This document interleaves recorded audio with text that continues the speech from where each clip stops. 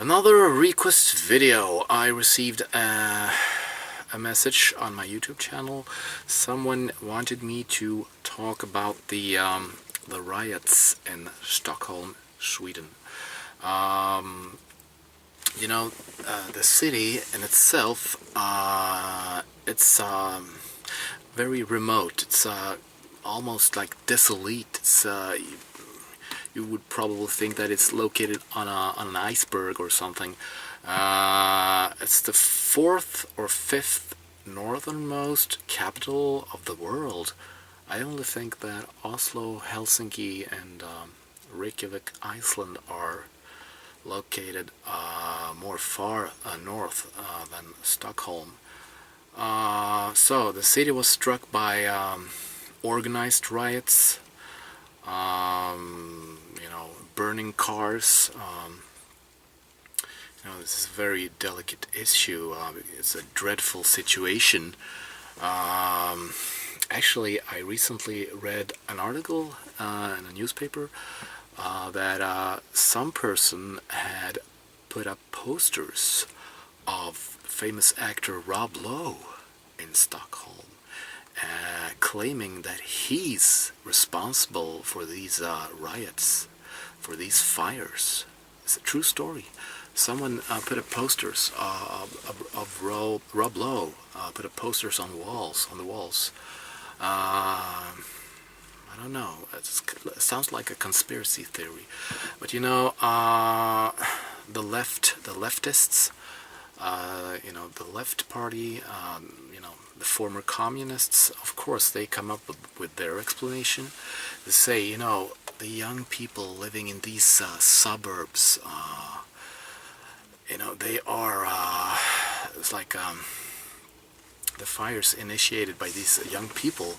The young people, they are, they are desperate, and they live in poverty, and they put cars on fire because it's like they are entitled to set cars on fire because it's like their call for help. I'm almost crying when I'm hearing this. It's not true, because it's only the case here is only about criminals. They are criminals. It's not a political act. It's not like they are suffering so much that they have to put cars to fire, that they have to light fires, demolish cars. Are they entitled to do that because they live a miserable life in the suburbs? Is this their call for help?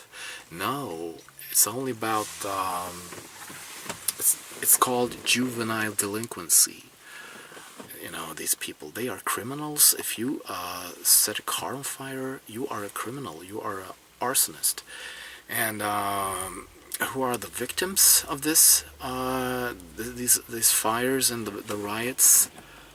The victims are the other ones, the immigrant families and the poor Swedish people living in these suburbs who own a car because it's their cars that are burning up. It's their property.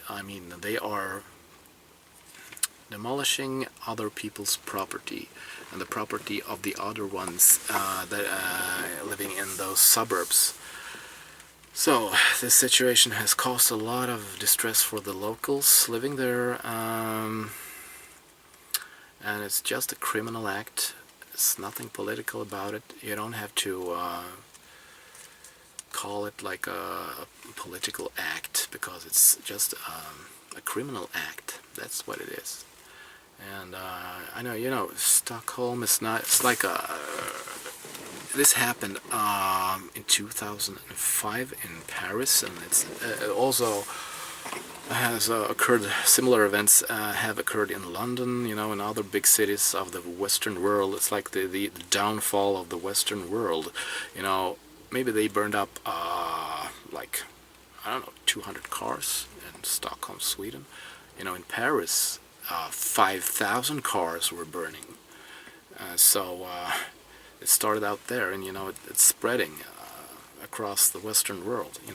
These riots, and it's up to the police to arrest these arsonists and put them to jail, and protect the locals from their acts, their criminal behavior. That's what it's all. Don't try to make it a political issue, because it's not. It's a criminal issue. It's about the criminality. It's about delinquency, nothing else. So I don't think, even if you're poor, living in in such a suburb, you don't have the right to put someone's car to fire. I mean, lit fires because you're miserable, you're out of work. No.